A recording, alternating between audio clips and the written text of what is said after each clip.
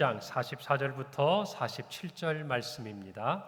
신약성경 190페이지 사도행전 2장 44절부터 47절의 말씀을 저와 한 절씩 교독하시고 마지막 절 합독하겠습니다. 믿는 사람이 다 함께 있어 모든 물건을 서로 통용하고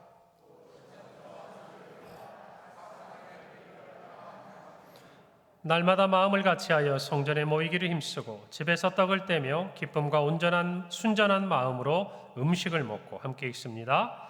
하나님을 찬미하며 또 온 백성에게 칭송을 받으니 주께서 구원받는 사람을 날마다 더하게 하시니라. 아멘. 할렐루야. 우리 지난주에 이어서 또 이번 주 학습, 우리 세례식, 그리고 다음 주 성찬식까지 교회가 참 중요한 때를 지나가고 있습니다. 하나님께서 은혜를 주시는 시간인 줄 믿습니다. 늘 말씀드리지만 이 은혜의 중심에 누가 있어야 돼요? 내가 있어야 돼. 내가 있어야 되는 거예요. 오늘 이렇게 학습 세례를 받으시고 또 입교에 귀한 고백을 하는 우리 친구들도 있는데, 여러분 정말 이 신앙의 고백이 여러분 평생 변함이 없고 그 어떤 것도 흔들 수 없는 굳건한 터 위에 세워지는 자리인 줄로 믿습니다. 그리고 이 평강교회 안에서 여러분들이 그렇게 세워져 가기를 바랍니다. 지난주에 우리가 새생명 축제를 했죠. 그래서 정말 우리가 기도하며 봄부터 그렇게 정말 예수 그리스도를 영접하기를 원했던 그분들의 손을 잡고 함께 예배를 드렸습니다. 못 오셨지만 끝까지 기도하고 함께 노력했어요. 하나님께서 기쁘게 받으신 줄로 믿습니다. 이 새생명 축제는 외적으로는 예수님을 믿지 않는 우리의 사랑하는 이웃과 또 가족들이 예수님을 믿게 되는 놀라운 계기가 되기도 하지만, 또 하나는 예수 그리스도를 전함으로 말미암아 우리 모두가 영적으로 깨어나고 또 새롭게 되는 귀한 시간이 되는 줄로 믿습니다. 여러분, 새생명 축제는 끝이 났어요. 그러나 추수는 시작입니다. 할렐루야. 네, 그럼요. 오늘 이렇게 귀한 형제들이 왔습니다. 너무나 보기만 해도 듬직하고 좋은데 마치고 나니까 한 친구가 더 왔어요. 그런데 여러분, 저희 교회에 와서 이렇게 사실은 저희가 요청을 하고 초청을 해서 우리를 섬겨주러 왔는데 우리 교회 성도가 되겠다고 이렇게 왔어요. 여러분, 하나님께서 그 어느 것보다 귀한 열매를 주신 줄 믿습니다. 여러분, 그래요. 우리 새생명 축제를 보면서 제가 오늘 말씀을 부흥하는 교회다라고 이야기했습니다. 어쩌면 우리는 믿지 않는 사람들이 우리 교회에 나와서 우리와 같이 예수를 믿고 구원에 이르는 소망을 갖습니다. 기대를 가져요. 그런데 그것이 눈에 보이는 외적인 부흥이라고 한다면, 교회 바깥에서 이루어질 수 있는 영역이라고 한다면요, 교회 안에서의 부흥도 굉장히 중요합니다. 오늘 그것이 그 현장이에요. 여러분, 정말 저 멀리 타국에서 와서 신앙생활을 함께하는 분들이 학습을 받습니다. 무슨 말입니까? 예수님을 몰랐었다는 얘기예요. 그 이전에는 이런 부분에 있어서 알기는 알았지만 공적인 신앙 고백이 없었다는 거예요. 그런데 그 지체들이 오늘 오셔서 우리 교회 학습 교인이 됐습니다. 할렐루야. 그리고 우리 친구들이 어려서부터 부모님의 신앙 고백을 따라 유아 세례를 받았습니다. 그런데 이제 우리 교단이 정한 연령이 되어서 만 14세가 되어서 신앙의 고백을 했습니다. 저 친구들이 자기들의 의지로 고백을 한 거예요. 얼마나 귀합니까? 그리고 우리 세례 받은 분들, 제가 이렇게 보니까 지난 학습 받으실 때 있으셨던 분들이, 여러분 생각해 봐요. 지난 학습 한 6개월 전에 우리가 학습으로 함께 했는데요, 그 기간 동안 쭉 지나고 교회 안에서 신앙생활 잘 하셔서 이제 세례 교인이 되셨다. 무슨 말일까요? 우리 교회가 새로 신앙의 고백을 하신 분들이 이제 성장하고 성숙할 수 있도록 도왔다는 말 아닙니까? 또 저분들에게 주님께서 은혜를 주셨다는 얘기 아니겠어요? 그렇기 때문에 이 모든 것이 교회 안에서도 우리가 부흥하고 있는 하나의 증거가 된다는 것이에요. 할렐루야. 그래서 우리의 마음은 더 기쁜 거예요. 새 생명이 오는 것 기쁩니다. 어쩌면 그만큼이나 교회 안에서 이처럼 영적인 성장과 성숙이 지속되고 있다는 것이 우리의 기쁨이 되는 거예요. 여러분, 우리 모두가 제가 가진 이 마음을 함께 공유할 수 있기를 바랍니다. 여러분, 한국교회가 점점 힘들다고 합니다. 여러분, 정말 인구가 줄어들 뿐만 아니라 교회도 이제 점점 기신자들이 많아요. 여러분, 학습을 받고 세례를 받으려면 새로운 영혼이 찾아와야 돼요. 그래야 이와 같은 성례가 시행될 수 있는 거예요. 그런데 새가족이 찾지 않고 또 그 안에서 정착해서 믿음이 자라지 않으면 학습 교인 없는, 세례 교인 없는 그런 시간으로 지나갈 수도 있다는 거예요. 그런데 이번에 우리가 모든 유아 세례부터 또 모든 학습, 입교 세례까지 하나님이 이와 같은 성례를 시행할 수 있도록 은혜를 주셨음에 감사하고 우리 교회가 그 영적인 성장과 성숙을 돕고 도모하는 교회가 되기를 바랍니다. 여러분, 그래서 부흥하는 교회는요, 새 생명이 찾아오는 교회예요. 또 하나 영적인 성장과 성숙이 일어나는 교회. 할렐루야. 우리 교회가 그런 부흥하는 교회가 되는 줄 믿습니다. 여러분, 오늘 말씀은요, 예수님께서 부활하셨습니다. 그리고 승천하셨어요. 그리고 약속하신 성령이 오순절에 강림을 하십니다. 여러분, 그 이후에 사도들은요, 뛰쳐나가서 예수 그리스도를 전합니다. 특별히 베드로가 그곳에 있는 많은 사람들에게 회개하고 죄사함을 받으라고 이야기를 합니다. 그들의 마음이 찔려요. 그 메시지를 듣고 그날 회개하고 세례를 받는 놀라운 부흥의 역사가 일어납니다. 이 일에 대해서 성경 우리가 읽지 않았지만 41절에서 이렇게 기록해요. 그 말을 받은 사람들은 세례를 받음에 그날의 신도의 수가 얼마나? 3천이나 더했다. 여러분, 이 당시에요, 학자들마다 좀 차이는 있습니다만 예루살렘에 살고 있는 인구의 숫자가 한 5만 명 정도 전후였을 것이다, 이렇게 많이 이야기를 합니다. 그런데 여러분, 지금 몇 명이 세례를 받았어요? 3천 명이니까 어마어마한 부흥이 일어난 거죠. 1907년에 우리나라에도 평양에 대부흥 운동이 일어나고 좀 미국에도 또 영국에도 놀라운 부흥의 역사가 일어났지만 사실은 이 초대교회 예루살렘의 부흥만큼은 아니었을 만큼 놀라운 부흥이 일어났습니다. 그런데 또 하나 놀라운 사건, 이 놀라운 부흥의 사건이 이것으로 끝나지 않았다는 거예요. 이 부흥은 끊임없이 계속되었고 확장되었다는 것입니다. 여러분, 그래서 우리는 이 초대교회, 특별히 예루살렘 교회의 부흥을 바라보면서 오늘날 우리 교회가 새생명 축제를 마치고 또 이와 같은 성례를 집행함에 있어서 앞으로 어떤 모습을 가져가야 될 것인가, 부흥하는 교회가 되어야 할 줄로 믿습니다. 그것을 이 초대교회 모습을 통해 좀 배워보고 싶어요. 여러분, 부흥하는 교회는요, 따라서 합시다. 나눔이 풍성한 교회. 오늘 44절 45절이에요. 믿는 사람이 다 함께 있어 모든 물건을 서로 통용하고 또 재산과 소유를 팔아 각 사람의 필요를 따라 나누어 줬다라는 거예요. 교회 역사를 보더라도 아주 독특한 일이 일어납니다. 이때에 여러분, 성령이 임하니까 제자들이 어떤 일을 하죠? 방언으로 말하기 시작합니다. 요즘 우리가 기도하는 이런 방언이 아니에요. 정확히 말하면 외국어예요. 영어, 독일어, 프랑스어처럼 한 번도 접해보지 않았던 사람들이 갑자기 외국어를 하기 시작해요. 기적이죠. 어떻게 그런 일이 있을 수 있습니까? 성령께서 이 일을 통해 나타내신 거예요. 이들의 입술을 통해 각 나라, 각 지방의 언어들로 전파되는 것이 예수 그리스도, 그분에 대한 이야기인 것처럼 땅끝까지 예수 그리스도가 전파된 것을 나타내시기 위한 하나의 표적이었다고 말이에요. 여러분, 그런데 그때 이 예루살렘 교회에 독특하게 일어난, 다른 데서는 찾아볼 수 없는 하나의 현상이 일어나요. 그게 뭐냐면 사람들이 모든 물건을 서로 통용해요.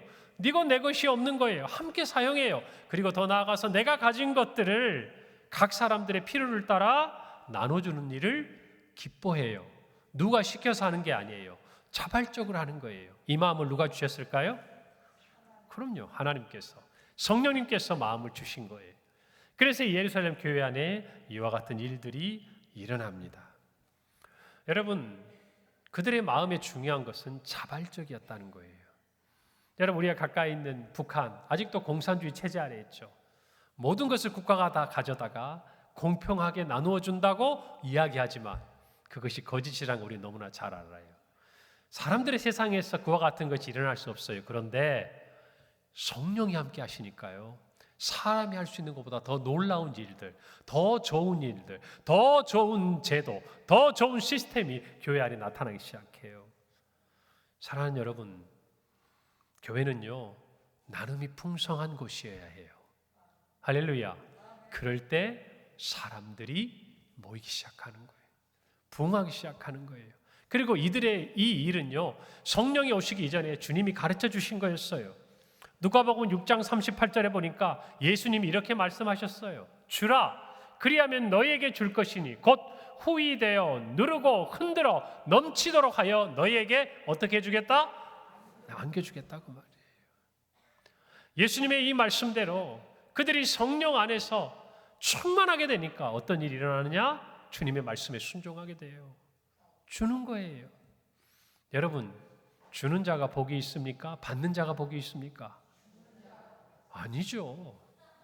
주는 자도 복이 있고 받는 자도 복이 있죠. 저는 둘 다 받고 싶어요. 여러분 어떠세요? 주기만 하고 싶어요? 욕심장이들이신데? 그래요.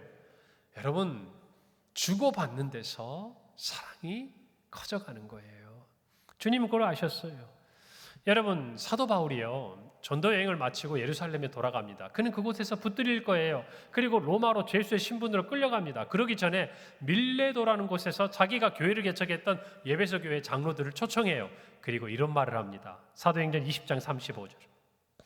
범사에 여러분에게 모본을 보여준 바와 같이 수고하여 약한 사람들을 돕고 또 주 예수께서 친히 말씀하신 바 주는 것이 받는 것보다 복이 있다 하심을 기억하라 말합니다.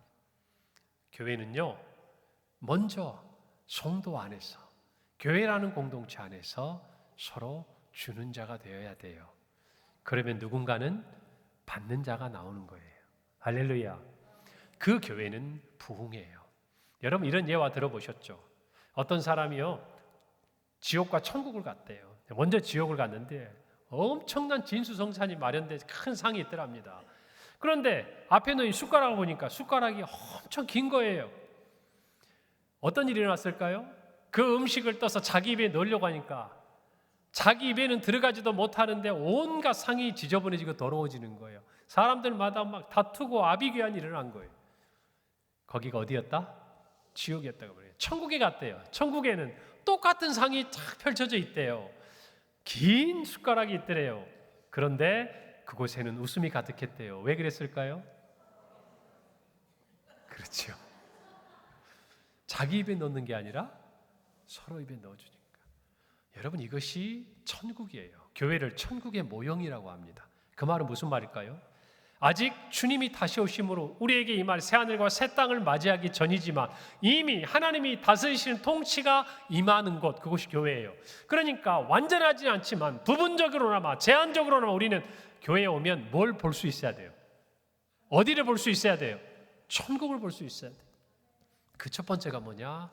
나눔이 풍성한 곳이다. 여러분, 그래서 교회는요, 부흥하는 교회일수록 성도들의 마음에 뭔가를 섬기고 주고 싶어 해요. 여러분, 오늘날 우리 교회도 보세요. 56년 전 상가 2층에서 고작 10몇 명 남짓하게 시작한 교회예요. 수천 명의 영혼들, 아니 우리를 거쳐간 수많은 영혼들을 생각하면 어마어마한 사람들이 우리 교회에 깃들이고 예수를 믿고 구원을 받고 하나님의 자녀가 되었고 여전히 이 자리에 남아 계세요. 누군가는 주었기에 오늘의 교회가 있는 거예요. 2층의 상가교회가 이와 같이 많은 사람들이 함께 예배할 수 있는 공간이 되었고요. 기도원이 생겼고요. 학교를 세웠고요. 수많은 목회자들을 배출했어요. 여러분, 그 일을 우리 교회가 했어요. 주었다고 말입니다. 여러분, 우리 교회가 그런 교회가 될 때 부흥의 은혜가 하나님께서 허락하실 줄 믿습니다. 여러분, 두 번째로 부흥하는 교회의 특징은요, 모이기를 힘써요. 오늘 46절에 보니까 날마다 마음을 같이하여 성전에 모이기를 힘쓰고 집에서 떡을 떼며 기쁨과 순전한 마음으로 음식을 먹었다. 교회든 집이든 모였다는 얘기예요. 좋으니까.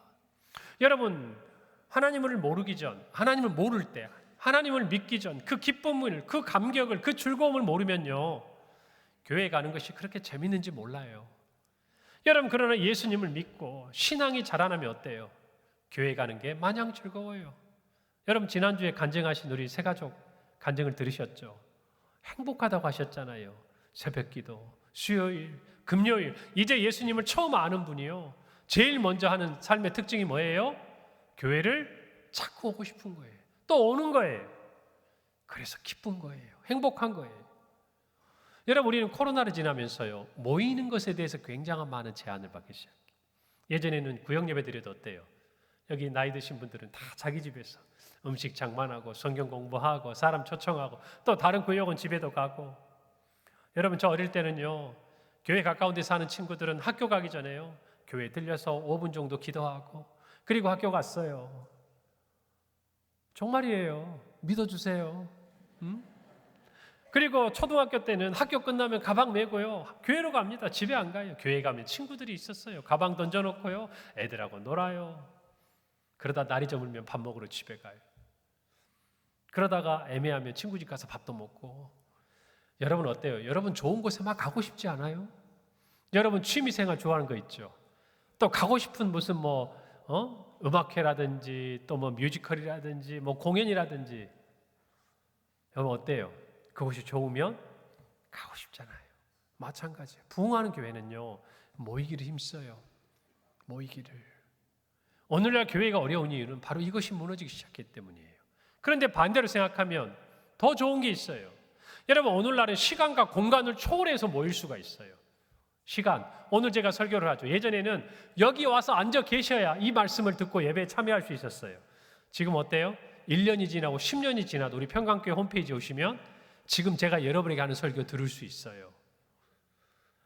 여러분, 지금 우리 성도들 중에 해외에 가 있거나 아니면 몸이 아파서요, 여기 오시지 못하는 분들이나 지방에 있는 분들 많아요. 그런데 제가 신방에 가보면, 지난주에도 가니까, 목사님, 저는 목사님 만나는 게 너무너무 반갑고 좋대요. 왜요? 영상으로 늘 보니까 낯선 게 아니라 늘 보던 얼굴 보는 것 같아요. 새벽 기도도 마찬가지예요. 여러분, 새벽마다 저희들이 영상을 올리잖아요. 그 자리에 여러분이 모이기를 힘써야 돼요. 다른 의미가 아니에요. 그 공간에 찾아와서 같은 영적인 양식을 먹어야 한다고 말이에요. 제가 말씀드렸죠. 식구라고. 우리의 육체적인 식구들은 같이 밥을 먹어요. 그러나 우리의 영가족들은 같은 영혼의 양식을 먹는 거예요. 같은 말씀을 듣고 아침마다 차려진 식탁을 마주하는 것, 여러분 그것이 새벽 예배 유튜브를 통해서 온라인을 통해 듣는 거 아니겠어요? 제가 아는 어떤 분은 얘기하더라고요. 출근할 때마다 지하철 타고 가시는데, 그분도 우리 교회 오신 지 얼마 안 됐어요. 제가 오고 나서 등록하신 분, 갈 때마다 그걸 듣는데요, 아침에 설교 6시 올라오니까. 여러분 모이기 힘쓰고 계세요? 꼭 물어보고 여쭤보면 소리가 작아지더라고요. 잘 듣다가. 모이기 힘쓰라 그러니까 다 핑계만 대요. 집이 멀어요. 아파요. 날씨가 추워요. 알아요. 다 알아요. 저도. 제가 여러분 뭐라고 잘 안 하잖아요. 막 핸드폰 울리고 막 뭐라 해도 제가 얘기 안 하잖아요. 다 이해한다니까요. 깜빡할 수 있고, 특별히 나이가 드시면 그거 빨리빨리 끄는 거 쉽지 않아요. 다 이해하는데 그래도 한 가지는 정직해야지. 모이기를 힘쓰자고 말이에요. 아멘? 그러면요, 나머지는 하나님의 은혜를 주세요. 우리 교회도 마찬가지예요. 교회가 좋으면요, 모여요. 운동하라고 가자면 교회에 모여요. 우리 청년들 보니까 명절에도 볼링장 간다고 모이더라고요. 교회에서 모이는 거예요. 또 만나는 거예요. 만남 반가운 거예요. 그러니 부흥하죠. 여러분, 구역 모임에도 모이기를 힘쓰기를 바랍니다. 성교회 모임에도 힘쓰기를 바랍니다. 성경 파노라마와 교리반 등 배우는 자리에도 모이기 힘쓰기를 바랍니다. 그 자리에서 부흥이 시작되는 거예요. 할렐루야. 세 번째요, 하나님을 찬미하는 교회예요. 하나님 찬미. 오늘 47절에 보니까 하나님을 찬미한다라고 기록하고 있습니다. 여러분, 하나님을 찬미한다, 이 말 헬라어 아이오네라는 단어는요, 언급하다, 자꾸 말하다 그 말이에요. 그런데 명예롭게 말하다, 영광이란 말이에요. 좋은 말 한다는 거예요. 높인다는 말이에요. 그것이 찬양하다는 뜻이에요. 여러분은 하나님을 향해서, 세상을 향해서 하나님에 대해서 어떤 이야기들을 하세요? 여러분, 제가 주일마다 1년 365일 52주잖아요. 오늘 또 걸어오는데, 제가 이 걸어오는 길에 저희 교회 집사님 댁이 계세요. 그런데 제가 이 아침에 걸어오다 보면요, 항상 정말 한 주도 빠짐없어요. 매일 찬송가가 들려 나와요. 크게 들려요. 문을 열어놓으셔요. 일부러 들으라고 그러시는 것 같아요.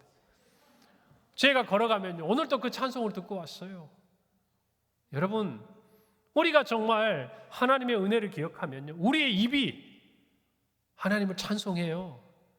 우리가 가질 수 있는 그 어떤 것들로 하나님을 찬송하는 것들을 드러내고 싶어 해요. 할렐루야. 그 찬미가 교회에서만 하는 게 아니에요. 집에서도, 직장에서도, 그 어디에서도, 학교에서도 나타나는 거예요. 여러분, 제가 전에 말씀드렸지만 저도 학교 다닐 때, 고등학교 때는 잘 기억이 안 나요. 그러나 대학교 다닐 때는 아침 일찍 학교를 들어갈 때 제가 불렀던 찬양이 있어요. 자주 불렀던 찬양. 그리고 저녁에 도서관에서 나올 때 캄캄한 밤하늘을 보면서 버스 탄 데까지 걸어 나오면서 제가 불렀던 찬송가가 있었어요. 그 찬양을 부르며 하나님과 항상 동행하는 것 같았어요. 여러분, 그것이 교회로 이어지는 거예요. 교회에서 여러분의 찬양이 세상으로 이어지는 거예요. 할렐루야. 여러분, 이것을 저와 여러분이 마음에 새겨야 돼요. 그럴 때 교회는 부흥하는 거예요. 여러분, 감리교회 창시자인 존 웨슬리가 찬미는 거룩한 기쁨의 언어라 그랬어요. 어떤 언어라고요? 기쁨의 언어라고요. 여러분, 노래는요, 그 마음속에 기쁨이 있어야 나와요. 우리의 마음속에 구원의 감격이 있으면 기쁨이 나온다고 말이에요. 노래뿐만 아니에요. 전도도 마찬가지예요. 여러분, 우리 지난주일에 간증 들을 때 뭐라고 그랬어요? 그분을 전도하신 분이 뭐라고 그랬다고 했죠? 우리 교회 오세요. 평강교회 참 좋아요. 교회가 좋으면요, 자꾸 교회 이야기하고 싶어요. 우리 교회가 좋으면 어때요? 우리 교회 이번에 가을 음악회 하는데 꼭 오세요. 우리 교회 이번에 새생명 축제 하는데 한번 와봐요. 그런 교회가 부흥한다고 말이에요. 할렐루야. 우리는 어때요? 여러분의 입술은 어때요? 여러분이 학교에서, 일터에서, 여러분의 삶의 자리에서 여러분 교회에 대해서 어떤 이야기를 하세요?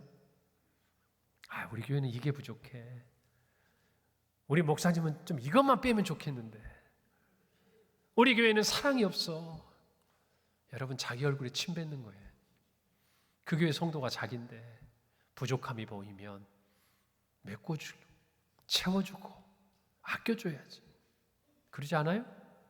그런 교회는 부흥한다고 말이에요. 할렐루야. 마지막으로요, 세상을 향한 섬김이 있는 교회예요. 47절에 보니까 온 백성에게 칭송을 받았다. 여러분, 로마의 총독이었던 플리니우스가요, 이 기독교가 너무 막 로마 이 사회에 침투해 들어오니까 막 전도가 되고 융성해지니까 그걸 조사했어요. 그리고 트라이안 당시 황제에게 보낸 편지 몇 편이 오늘날까지 전해와요. 그런데 그 편지에 이런 구절이 있어요. 박해로 인해서 비밀리에 그 당시에 이 성도들이 모이는데 그들을 은밀하게 조사해 보니까 그가 이런 표현을 씁니다. 그들은 법 이상을 실천하는 사람들이다. 무슨 말이에요? 로마에는 법이 있었어요. 우리 사회도 법이 있죠. 그 법에 저촉되지 않으면 그 사람은 죄가 없는 거예요. 그 사람은 시민으로서 살아가는 거예요. 그런데 기독교인들을 보니까 그들이 박해를 당하고 어려운데도 그들은 로마가 정한 법 그 이상이었다고 말이에요. 윤리적이고 도덕적인 면에서도 세상 사람들보다 더 나았다고 말이에요. 여러분, 이것이 믿지 않는 사람, 더군다나 이들에게 무슨 죄가 있는가, 혹시 황제를 숭배하는 것을 거역하는 그런 반역의 죄가 있지 않은가 은밀히 조사했던 사람이 황제에게 보낸 결과였다고 말이에요. 여러분, 예수님이 뭐라고 하셨죠? 마태복음 5장 20절에 보면 너희 의가 서기관과 바리새인보다 더 낫지 아니하면 결단코 천국에 들어가지 못한다 그랬어요. 이 말을 오해하시면 안 돼요. 우리가 의롭게 살아야 천국에 갈 수 있다? 아니에요. 바꿔 생각해야 돼요. 천국에 들어갈 하나님의 은혜를 입은 사람은 적어도 세상의 의로움, 윤리적인, 도덕적인 수준보다 어때야 된다? 높아야 된다고 말해요. 그러면요, 그곳에서 하나님의 영광을 받으시고 칭찬을 들어요. 누구에게? 온 백성에게, 세상 사람들에게. 그러니 그 자리에 부흥이 일어나는 거예요. 할렐루야. 여러분, 우리의 칭찬은요, 단순히 우리가 의롭게 사는 것 그 이상이에요. 그것이 바로 섬김이에요. 우리는 세상을 섬기는 자들이 돼야 돼요. 할렐루야. 여러분, 그래서 예수님은 우리에게 너희가 세상의 소금이다, 세상의 빛이다 말씀하셨어요. 여러분, 우리가 교회 안에서 서로가 나누고 베풀고 사랑하는 모습이 풍성하다면 세상을 향해서는 보다 나은 섬김의 자리로 나아가야 돼요. 단순히 그들이 인정하는 자리에서 멈추는 것이 아니라 그들이 받든 받지 않든 알든 알지 못하든 우리가 주님께 받은 사랑을 믿고 그들을 섬겨야 하는 거예요. 여러분, 우리 가을 음악회를 합니다. 이 지역에 있는 많은 분들을 섬기는 자리예요. 맞습니까? 여러분, 이번에 금요일에는 우리 교회에서 번일동 주민자치센터가 개최하는 경로잔치가 열립니다. 이 장소를 제공해드리고 부탁을 받았을 때 기쁜 마음으로 했어요. 잘했죠? 그럼요. 섬기는 거예요. 주민총회가 벌어졌어요. 제가 많은 칭찬을 들었어요. 평강교회가 이렇게 좋은 공간을 해줘가지고 교회를 안 다니신 분인데 그러시더라고요. 어디서 만났는데 그러면서 자기들도 이렇게 해요. 교회가 자기 예배당 쉽게 내주나요? 아는 거예요. 우리 교회가 어떤 마음인지를. 그러면 그곳에 부흥의 은혜가 일어나는 줄 믿습니다. 여러분, 예루살렘 교회는요, 나눔이 풍성한 교회였어요. 모이기에 힘쓰는 교회였어요. 하나님을 찬미하는 교회였어요. 세상을 섬기고 칭찬받는 교회였어요. 그러니까 그 결과가 어떻게 되나요? 47절, 주께서 구원받는 사람을 날마다 더하게 하셨다. 어떻게 하셨다? 날마다 더하게 하셨다. 여러분, 말씀을 듣고 3,000명이 왔어요. 그런데 부흥이 거기서 끝난 게 아니에요. 그 부흥이 계속되는 거예요. 지속되는 거예요. 날마다 더하게 하시는 거예요. 누가요? 누가? 성경에 써줬잖아요. 주께서, 주님께서. 이런 부흥은요, 우리가 부흥을 소망하고 달려가지만 이루시는 분은 주님이신 줄 믿습니다. 그걸 아셔야 돼요. 여러분, 제가 부교역자 시절에 예전에 있을 때 교회에 새로운 분이 오십니다. 그러면 이제 구역에 배치를 해요. 그럴 때 이제 구역을 보죠. 어느 구역은 10명이나 있네. 어느 구역은 한 5-6명 있네. 어느 구역은 2-3명밖에 없어요. 그러면 어디로 보내야 돼요? 여러분 같으면 어디로 보내겠어요? 2-3명 있는데 보내야 뭔가 균형이 맞잖아요. 근데 그게 고민이 되고 갈등이 돼요. 왜 그런지 아세요? 10명은요, 원래 10명이 아니었어요. 거기로 보내면 사람들이 정착을 해요. 신앙이 자라가요. 5명, 6명 시작했는데 7, 8, 9, 10명이 되는 거예요. 2명은 어떤 일일까요? 시작할 때 4-5명 붙여놨어요. 6개월 지나니까 2-3명 남은 거예요. 1명 전에 보내봤어요. 얼마 안 있다가 그 구역 모임에 안 가요. 혼자 교회 다니겠대요. 제가 어떻게 해야 돼요? 어디로 보내야 되냐고 여러분 얘기 좀 해주세요. 이 10명 있는데 보내야 돼요? 2-3명 있는데 보내야 돼요? 그렇게 할 거니까 앞으로 얘기 좀 해봐요. 저 좀. 네?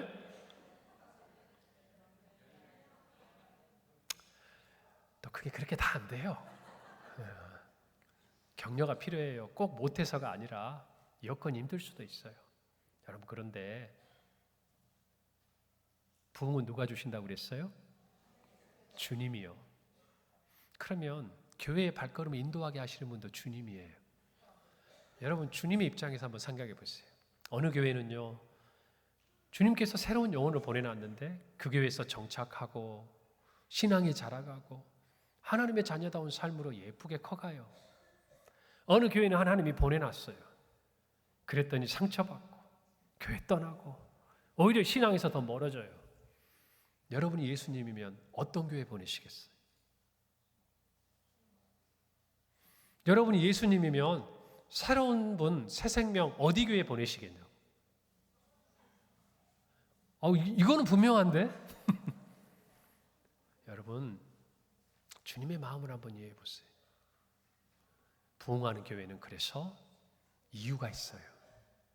뭐가 있다? 이유가 있다. 새로운 사람이 오기를 바라는 것이 아니라 새로운 사람이 함께 할 수 있는 준비를 하는 교회가 부흥하게 돼요. 여러분, 우리 교회는 나눔이 풍성한 평강교회인 줄 믿습니다. 모이기에 힘쓰는 평강교회인 줄 믿습니다. 더 나아가서 하나님을 찬미하는 교회인 줄 믿습니다.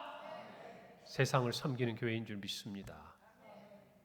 여러분, 그럴 때 부흥은 주님이 허락하시는 거예요. 앞으로 우리 교회가 그런 교회가 되기를 바랍니다. 그런 교회로 만들어가기를 바랍니다. 아멘이라는 말에 책임을 지셔야 돼요. 제가 시키지 않았는데 여러분 한 거예요. 아멘이라는 말에 책임을 져야 된다고 말입니다. 매주 새 생명이 오고 우리 교회에 정착을 하면 학습 세례를 받고 하나님 앞에 귀한 자녀로 자라가고 성숙해 가도록 우리 교회는 그렇게 세워져야 돼요. 할렐루야. 함께 만들어가는 우리 평강교회 하나님이 기뻐하실 줄 믿습니다. 부흥하는 교회 될 줄 믿습니다. 기도하겠습니다. 하나님 아버지 은혜를 감사합니다. 오늘 귀한 말씀을 통해서 우리 평강교회가 부흥하는 교회가 되기 위해 어떻게 서야 할지 하나님 깨닫게 하시니 감사합니다. 지금도 감사하지만 나누고 모이고 찬미하고 섬기는 평강교회가 되어서 이 시대에도 교회는 여전히 부흥하고 있음을 세상 가운데 전하며 하나님의 나라 확장을 위해 쓰임받는 우리 교회 되게 하여 주옵소서. 예수님의 이름으로 기도합니다. 아멘.